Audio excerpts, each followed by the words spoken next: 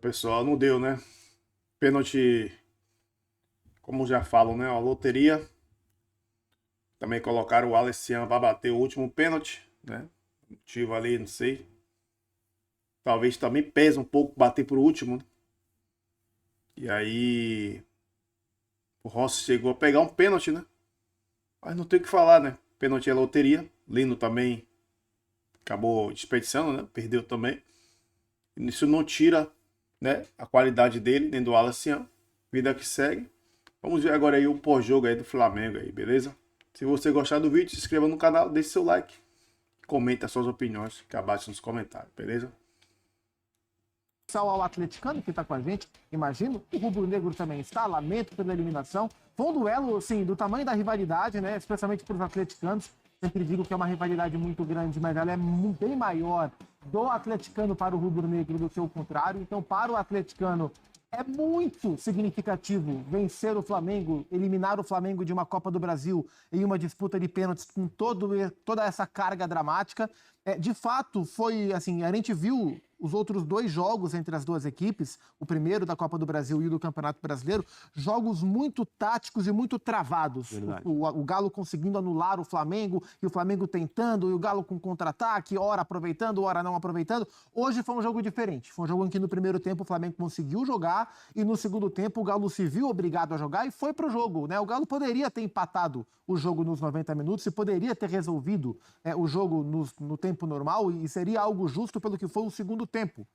Mas não foi assim que a história escreveu, e de fato nos pênaltis era uma disputa, e a gente até conversava nos bastidores, na redação, no camarim, acompanhando, se preparando para o programa Vendo os Pênaltis, que era uma disputa de dois goleiros que são especialistas na missão de tapar penales, né, de defender pênaltis, o Agustinho Rossi e o Everson.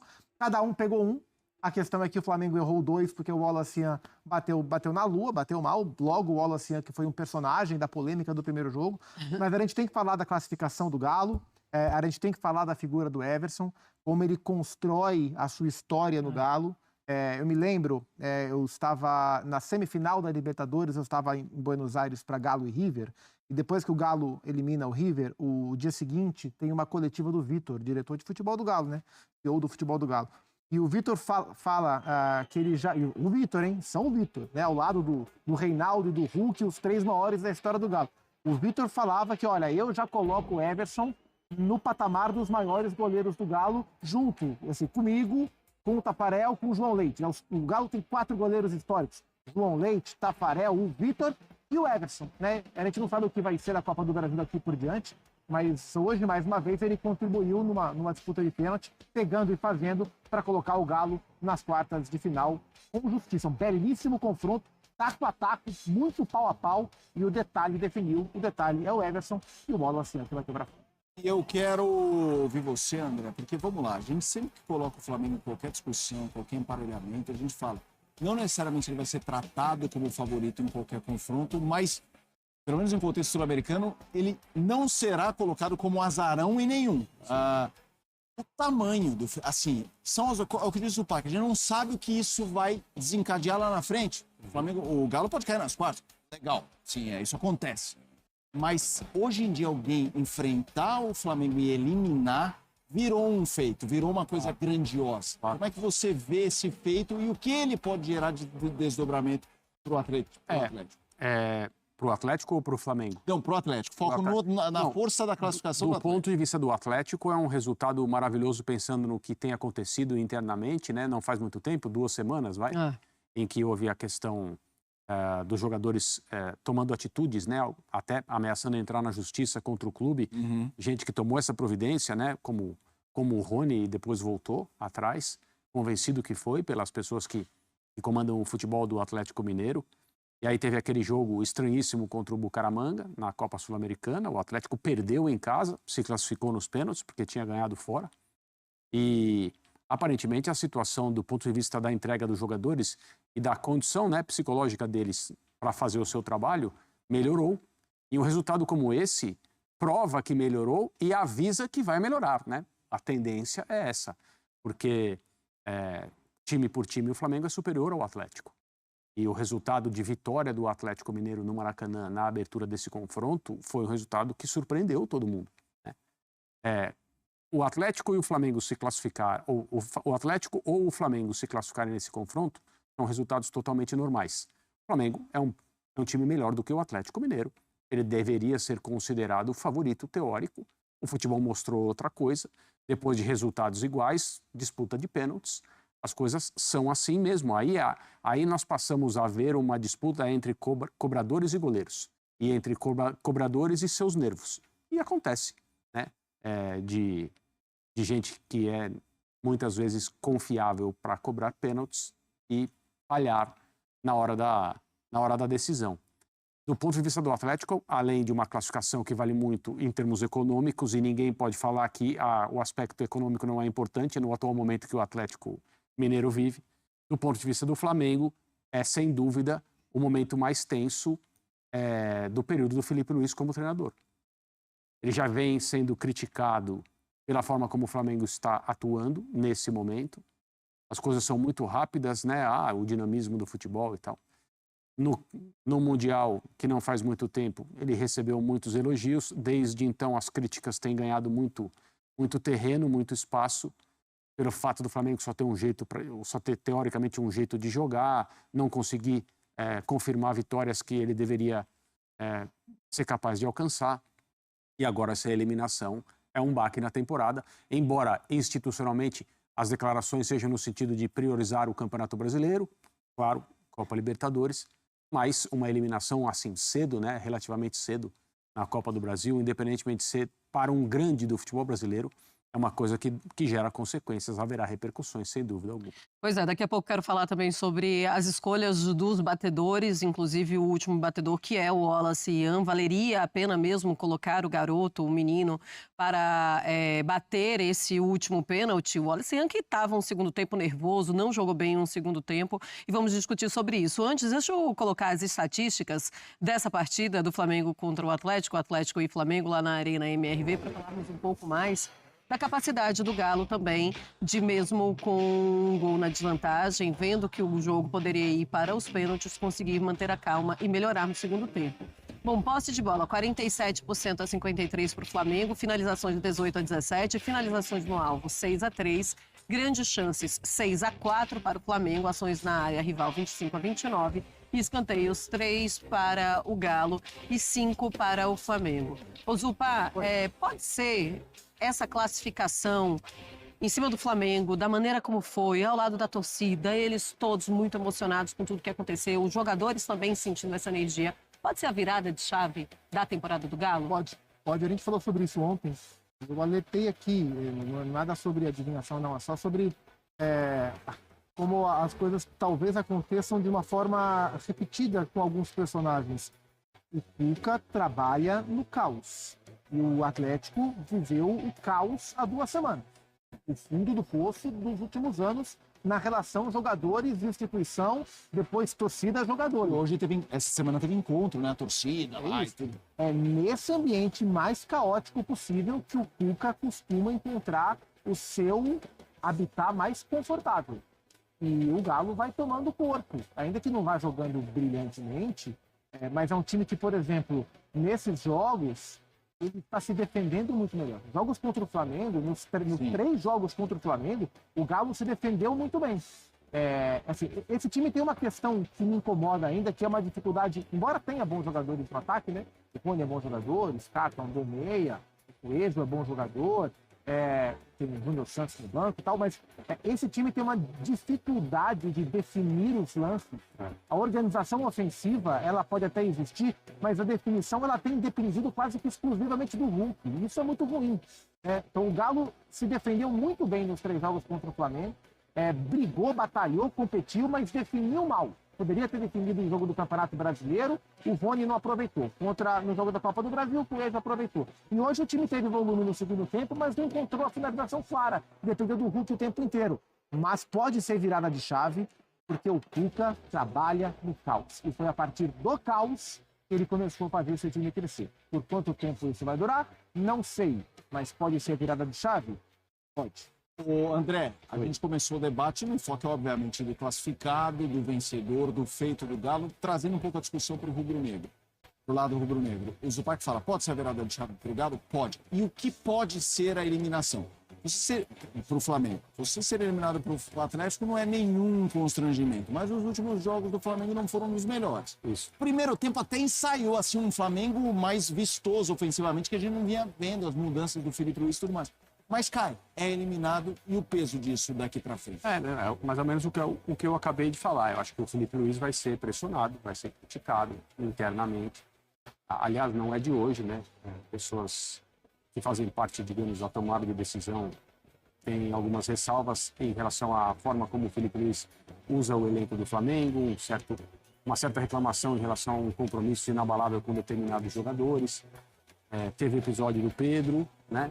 Que acabou respingando nele também, embora muita gente tenha achado que ele tomou a decisão correta, mesmo se comunicando da forma que fez. E aí, sim, as opiniões vão ser divididas como sempre. Mas o insucesso do time em campo, o Flamengo se enxergando o principal elenco do futebol sul-americano, e de fato, teoricamente, isso corresponde à verdade, o insucesso numa fase como essa de Copa do Brasil, contra quem for, vai gerar um ambiente de tensão, um clima ruim por algum tempo. Eu acho que seria uma insanidade absoluta se pensar em troca de comando, esse tipo de coisa. Mas, digamos que o Felipe, neste momento, não agrada a todos. E é uma situação que se reforça a partir de uma eliminação que não estava no roteiro. Assim, quando eu digo não estava no roteiro, o futebol não dá garantias a ninguém. O Atlético Mineiro é um time gigante no futebol brasileiro. Mas, eu disse agora há pouco, o Flamengo é superior, tecnicamente, coletivamente, individualmente, tem mais jogadores decisivos, etc, etc. As escolhas do Felipe hoje vão ser criticadas, porque muita gente comenta a partir do resultado, né? Tá pouco se importando com o que acontece em campo. O Flamengo perdeu nos pênaltis, isso acontece, mas para uma equipe que se vê como candidata a tudo, é uma eliminação até certo ponto precoce, e essas coisas não passam em branco. Verdade. Bom, deixa eu colocar também outra tela mostrando o Galo e o Flamengo em mata-matas na história. Olha aí, ao longo da história, tá? Então, desde que o mundo é mundo.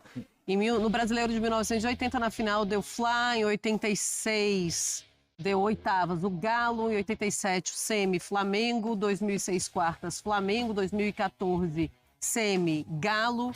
Em 2022, a final foi o Galo, aí Copa do Brasil de 2022, oitavas, o Flamengo, Copa do Brasil de 24, final, Flamengo, Copa do Brasil de 2025, nas oitavas agora, o Galo passando nos pênaltis. Tem uma boa notícia, né? Fala. Nos jogos de Copa do Brasil, quem passou do confronto o Flamengo-Galo ergueu a taça. 2006 o Flamengo foi campeão, 2014 o Galo foi campeão, 2022 o Flamengo foi campeão, ano passado o Flamengo foi campeão. Para o Galo, essa estatística que eu acabei de passar, que ela é tão certa quanto a ciência, ela é bastante animadora. Então tá certo. Então o pessoal, é claro, que já está pensando nisso, pelo menos os torcedores do Galo, a partir deste momento. Gustavo Zupac, como você viu o Felipe Luiz, como bem falou o André Kfouri, ele vai ser pressionado, ele vai ser muito questionado na entrevista coletiva nos próximos dias. Mas como você viu o time que ele montou hoje para enfrentar o Galo, oitavas de final, com a desvantagem jogando fora de casa? Eu estou curioso para ouvir a explicação do Felipe, se a escolha por deixar o Arrascaeta e o Samuel Lino no banco foi por controle de carga. O Arrasca, ele sai sentiu contra o Ceará, né? Ou se foi uma decisão estratégica. Mas fato é que essas mudanças que o Felipe fez melhoraram o Flamengo, ajudaram o Flamengo. O melhor trecho do Flamengo no jogo foi o primeiro tempo, quando o time que o Felipe botou para jogar performou. E ele colocou um time, um Everton Araújo de volante, com o Cebolinha, que entrou muito bem pela esquerda, com o Plata pela direita, com o Wallacian jogando próximo ao Pedro. É um time menos articulado, né, com menos raciocínio para trabalhar a bola, dependia mais do Jorginho, né, para fazer o raciocínio do jogo, mas era um time mais capaz de pressionar o Galo sem bola, com e sem bola, especialmente sem bola, com mais força física para tentar sufocar o Galo na saída de bola, que era o que o Flamengo tinha que fazer para reverter a desvantagem que o Galo construiu no Maracanã. E isso aconteceu, né? O Wallacian muito próximo ao Pedro, pressionando bastante, e também fez sentido, porque assim, qual foi a principal virtude defensiva do Galo no jogo da ida e até no jogo em que o Galo perdeu para o Flamengo pelo Campeonato Brasileiro? Os encaixes individuais de marcação do Cuca, homem a homem, tirando espaço de muitos jogadores do Flamengo, inclusive do Arrascaeta. Com Plata, Cebolinha e Wallace se movendo bastante, trocando muito de posição, o Flamengo conseguiu bagunçar esses encaixes individuais do Atlético, criando espaço, né? Como é que você se desvencilha de uma marcação homem a homem? Com muita movimentação, você quebra esses encaixes de marcação. Então, o que o Felipe Luiz pensou para início de jogo deu certo. Foi um acerto dele, o Flamengo respondeu bem, fez um bom primeiro tempo, mas não conseguiu sustentar na segunda etapa. Vamos ouvir Cuca, técnico do Galo, chegou para a coletiva. Acho que o do São Paulo ali também foi um jogo muito positivo, mas queria saber a sua opinião. E agora com uma competição a menos, o que você vê de possibilidade, o que isso implica, que isso abre de possibilidade para você na sequência de Brasileiro e Libertadores, já que você tem um grupo que tem sofrido com questões físicas também, enfim, reforços se adaptando. Bom, primeiro que, como você falou, se foi o melhor jogo pós-Copa do Mundo. E essa semana eu acompanhei um pouco, junto com o Paiva, as narrativas que se criam, vão dizendo que o Flamengo está mal depois da Copa do Mundo. Né? Isso eu escutei muito. Onde se pegam 600 minutos de jogo de futebol e se resumem em uma frase: o Flamengo está mal pós-Copa do Mundo. Isso é um absurdo, uma mentira. O jogo do São Paulo foi um jogo absolutamente completo, dominante. Depois, o primeiro tempo do Ceará foi um espetáculo. O primeiro tempo do Santos foi um primeiro tempo muito bom. O jogo contra o Fluminense foi um jogo absolutamente controlado. O Fluminense não chutou no gol. Eles também não deixaram jogar. O Inter de Milão também não jogou contra o Fluminense. O Atlético Mineiro, desafio a vocês irem olharem quantas goleadas o Cuca tomou nos últimos 5 anos. Mais de 3 gols. E vocês vão se surpreender. Para vocês verem se é fácil jogar com uma defesa contra o time como a defesa do Cuca. Que, por ser brasileiro, é subestimado. Porque isso me deixa triste. Se resume tudo em uma simples frase. E não é verdade. O meu time está bem, vão ter jogos melhores, vão ter jogos piores, vão ter viagens mais longas, vão ter desgaste, vão ter lesões, vão ter desfalques. E o time vai jogar alguns dias muito mal e outros dias vai jogar muito bem. O importante é a gente saber realmente, o que eu tento passar para os jogadores, o que está sendo feito dentro do campo. E eles sabem bem e nunca deixaram de acreditar na ideia. Então, esse é o meu trabalho como treinador. E simplesmente não se resume simplesmente a um momento. Porque quando a gente ganhou no Atlético Mineiro no Brasileiro, eu li também que o Flamengo era o líder pós-mundial do Brasileiro. Não sei se eram 10 pontos, uma coisa assim. Ou sei lá, não lembro agora, mas quando os resultados positivos não vêm, temos que aguentar, fechar a boca e trabalhar, e é o único caminho que nós temos. Mirassol. A única que importa é Mirassol. A única que está na minha cabeça. E tudo bem? Pedro Torre, ESPN. Queria te perguntar até que ponto o jogo ser num gramado sintético impactou nas tuas escolhas, na escalação, porque, não sei se você concorda, me parece que os jogadores recém-chegados da Europa, especialmente ali o Saúl e o Lino, talvez tenham sentido isso, não renderam o esperado, parecia até uma certa dificuldade. E a saída do Plata também, a modificação... Eu não estou escutando, pode ir mais perto. Oi. Isso, agora sim. Desculpa, repeti inteiramente. Até que ponto o jogo sendo gramado sintético impactou as tuas escolhas, as modificações? E me parece que os jogadores que vieram agora, recém-chegados da Europa, sentiram um pouco o gramado sintético. Saúl, também o Lino, enfim.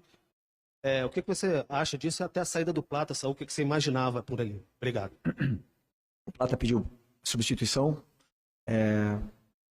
Parece que eu estava com problema na parte lumbar. Eu não sei ainda, tem que ver com os médicos. Eu, particularmente, não poupei nenhuma peça pensando no sintético. Né?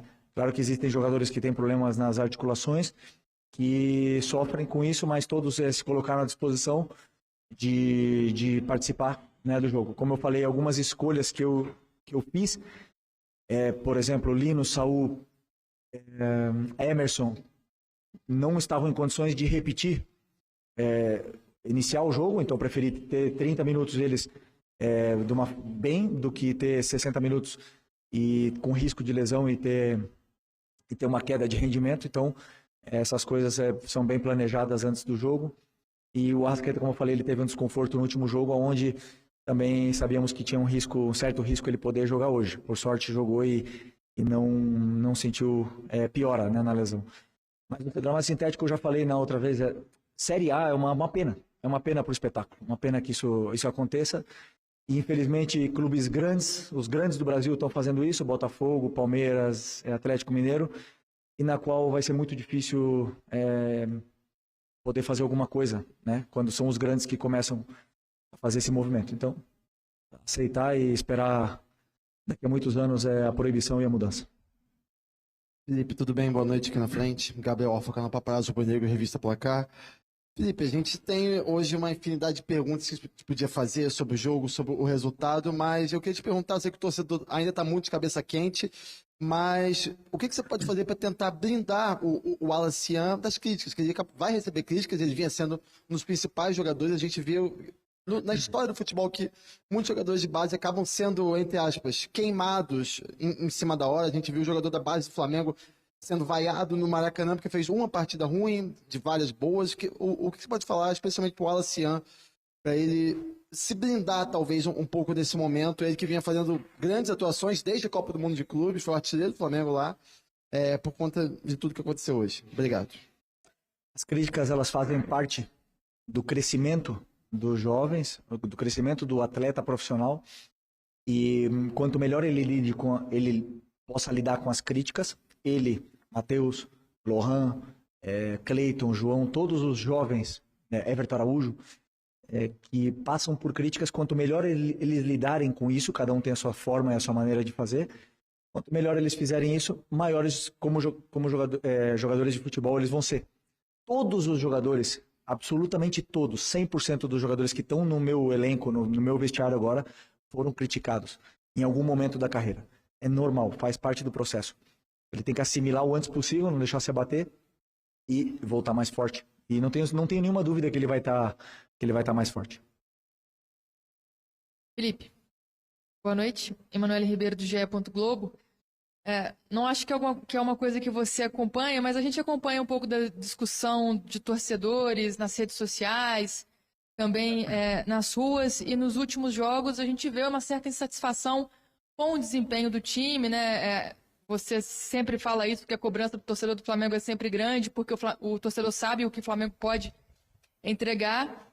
E hoje a gente viu o Flamengo realmente com uma energia diferente. Acho que as suas escolhas, tanto por causa da questão de desgaste, mas também pela montagem do time em função do que o Atlético apresentou nos últimos jogos, a gente viu um time que conseguiu fugir, vencer essa marcação do Galo, conseguiu se movimentar muito bem na frente, principalmente no ataque.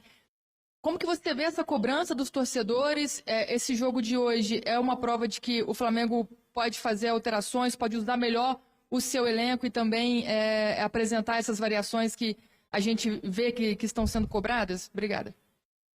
As cobranças da torcida, do torcedor do Flamengo, rede social nem comento porque é selva, né? É uma loucura. Porque se você se guiar pelas redes sociais, não tá a verdade ali, né? Tá as pessoas colocando tudo para fora o que tem. Porque a verdade, ela tá no estádio. Quando você joga e o torcedor, ali no estádio, ele tem toda a forma de transparecer o que ele está sentindo, com vaias, com aplausos, com protestos. Então, e ali por onde a gente seguia. Eu, como eu falei para o teu companheiro anteriormente, sou muito racional com o que está acontecendo. As críticas, por exemplo, o jogo do Ceará, onde a gente foi muito criticado, foi um grande primeiro tempo, grandíssimo primeiro tempo. Contra um time que venceu o Cruzeiro fora de casa, né? E sem esquecer, então eu sempre tento falar para os jogadores e tentar falar a realidade de uma maneira muito racional para eles. O que está acontecendo? O Flamengo hoje é líder do Brasileiro com um jogo a menos. Essa é a verdade. O Flamengo não vai jogar bem sempre, não vai. Aí, quando não joga bem, a responsabilidade é toda do treinador. Toda. Eu sou o responsável por fazer esse elenco jogar bem. Sou eu. E eu, sim, me lido muito bem com as críticas, mas eu também te digo, sou muito racional no que está sendo feito. Então, muitas vezes, eu gosto de falar para eles, por mais que perca o jogo e jogue mal, jogue bem, eu falo para eles. Ou se, ao contrário também, ganha e joga mal, eu falo também. Porque a gente tem que saber o que está fazendo. E só a longo prazo que vamos saber realmente o que vamos conquistar. Temos aí 6 meses ainda e não podemos deixar uma onda levar nós para baixo do mar. Então nós temos que tentar sempre botar a cabeça no lugar, saber o que está sendo feito, como a gente está dominando os jogos, se a gente está defendendo bem, está atacando bem, está criando chances, não está sendo... a nossa fase defensiva está boa, está ruim, e com isso a gente seguia para tentar vencer os jogos e continuar evoluindo dentro da competição, que é muito larga, ainda faltam muitos jogos.